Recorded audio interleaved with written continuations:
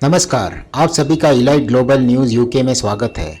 शुरुआत करते हैं वैश्विक टॉप सुर्खियों के साथ।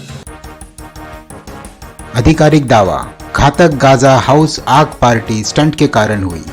गाजा सिटी जांचकर्ताओं ने रविवार को कहा कि पिछले हफ्ते गाजा पट्टी में बड़े पैमाने पर अपार्टमेंट में आग एक पार्टी चाल में गैसोलीन का उपयोग करने वाले एक व्यक्ति द्वारा दुर्घटनावश प्रज्वलित की गई थी। इस आग में एक ही परिवार के 22 सदस्य मारे गए और कोई भी जीवित नहीं बचा था जो घटनाओं का वर्णन कर सके। रूस के दूर पूर्व में 2 ज्वालामुखी सक्रिय हुए। मॉस्को, रूस के कामचटका प्रायद्वीप पर 2 ज्वालामुखियों से राख के ऊंचे बादल और चमकता हुआ लावा निकल रहा है। परमाणु संयंत्र के पास रूस ने गोले दागे। ब्लैकआउट पूरे यूक्रेन में फैला।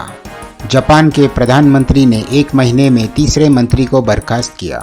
जापानी प्रधानमंत्री फूमिया किशिदा की सरकार में आंतरिक मामलों के मंत्री को रविवार को वित्त पोषण की समस्याओं पर इस्तीफा देने के लिए मजबूर होना पड़ा। घोटाले से ग्रस्त कैबिनेट के लिए एक झटका जो पहले ही 1 महीने में 2 मंत्रियों को खो चुका है।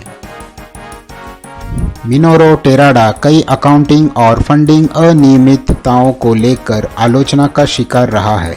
एक में उन्होंने स्वीकार किया कि उनके एक सहायता समूह ने एक मृत व्यक्ति के हस्ताक्षर वाले लेखांकन रिकॉर्ड प्रस्तुत किए। मतदान की उम्र 18 से घटाकर 16 करने पर फैसला करेगा न्यूजीलैंड। न्यूजीलैंड के सांसद इस बात पर मतदान करेंगे कि राष्ट्रीय मतदान की उम्र 18 से घटाकर 16 की जाए, प्रधानमंत्री जैसिंडा अर्डेन ने सोमवार को कहा। पाकिस्तान ने सोमवार को व्यापार और पैदल यात्रियों की आवाजाही के लिए अफगानिस्तान के साथ अपनी प्रमुख चमन सीमा को फिर से खोल दिया, जिसे 1 हफ्ते पहले बंद कर दिया गया था, जब एक अफगानी बंदूकधारी ने एक पाकिस्तानी सैनिक की गोली मारकर हत्या कर दी थी और 2 अन्य को घायल कर दिया था। तुर्की के सीमावर्ती कस्बे में कुर्द उग्रवादियों ने की गोलीबारी, 3 की मौत। अंकारा, सीरिया में संदिग्ध कुर्द आतंकवादियों ने सोमवार को सीमा पार तुर्की में रॉकेट दागे, जिसमें कम से कम 3 लोगों की मौत हो गई और 10 अन्य घायल हुए।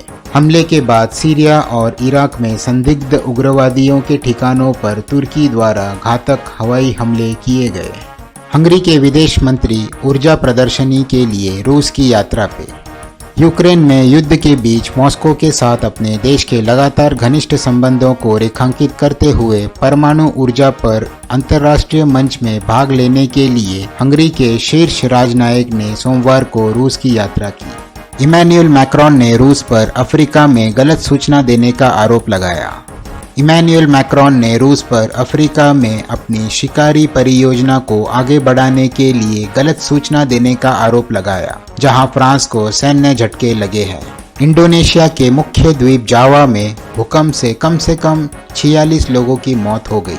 भूकंप ने इंडोनेशिया के जावा के मुख्य द्वीप को हिला दिया। कम से कम 46 लोगों की मौत हो गई। दर्जनों इमारतों को नुकसान पहुंचा और निवासियों को सुरक्षा के लिए राजधानी की सड़कों पर भेज दिया गया। कतर ने चीन को 27 साल के लिए गैस आपूर्ति करने के समझौते पर हस्ताक्षर किए। कतर एनर्जी के प्रमुख साद अली काबी ने सोमवार को बताया कि फर्म ने चीन के सिनोपिक के साथ 27 साल के बिक्री और खरीदी समझौतों पर हस्ताक्षर किए, जो तरलीकृत प्राकृतिक गैस सौदों के इतिहास में सबसे लंबा है। काबी ने समझौते पर हस्ताक्षर करने से कुछ समय पहले दोहा में कहा, नॉर्थ फील्ड ईस्ट प्रोजेक्ट के लिए पहली बिक्री और खरीद समझौते के लिए महत्वपूर्ण माइलस्टोन है। यह चीन के सिनोपिक के लिए 27 साल के लिए 4 मिलियन टन है।